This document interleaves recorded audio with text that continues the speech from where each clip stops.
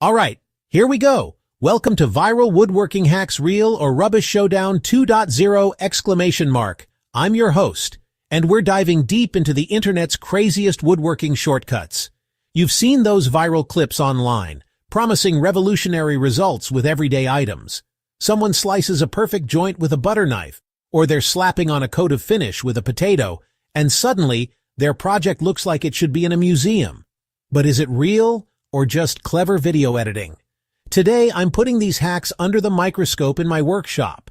We'll separate the genuinely useful tips from the downright dangerous, so you don't waste your time, your materials, or your thumbs on internet nonsense. Let's kick things off with a section I'm calling Precision Pointers. First up, the famous perfect miter cut using a speed square and a credit card. The theory is that the card creates the perfect offset for your circular saw's base plate, guiding the blade for a flawless 45-degree angle. I set it up, followed all the steps, and honestly not bad.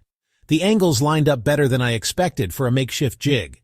But let's be real, the setup is finicky and not always repeatable. If you've got a proper saw guide, use that instead for guaranteed accuracy. This one's a decent backup in a pinch, but there's no magic here. It's a pass, but with a major asterisk. Next, the hack for splinter-free drilling in plywood. The claim is you just slap some painter's tape on the spot before you drill. The tape is supposed to support the surface fibers and prevent tear-out. I tested it, and yeah, it definitely helps cut down those annoying splinters, especially on the entry side. Is it flawless? No, you can still get some blowout on the back, but it's a legit low-effort trick if you want cleaner holes with zero fuss. This one gets a thumbs up. Moving on to the finishing fantasies. You've probably seen the viral hack for a glass-smooth finish using a brown paper bag. After your final coat of finish is fully cured, you use the bag to buff the surface. I sanded, I applied my finish, and then I rubbed, and wow, it actually works for a final polish. The paper acts like an incredibly fine abrasive, knocking down any tiny dust nibs and leaving a silky smooth feel.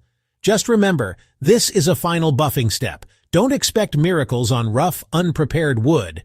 Then there's that weird secret ingredient for stain consistency. Someone swears by adding a dash of vinegar. The theory is unclear, but I had to try it. I mixed a little in, applied it to some pine, and the result? Splotchy, uneven, and totally unpredictable.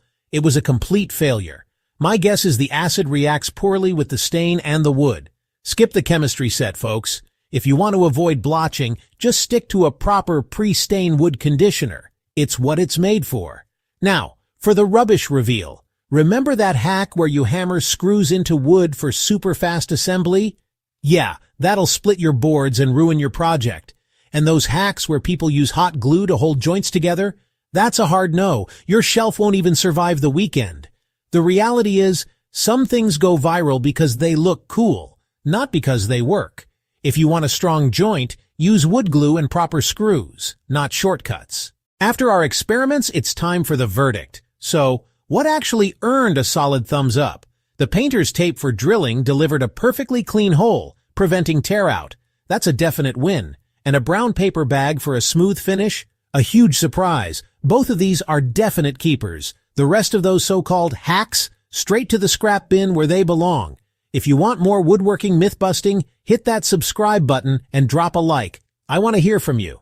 Let me know in the comments which hacks you want me to test next. Until then, keep building smart and stay safe in the shop.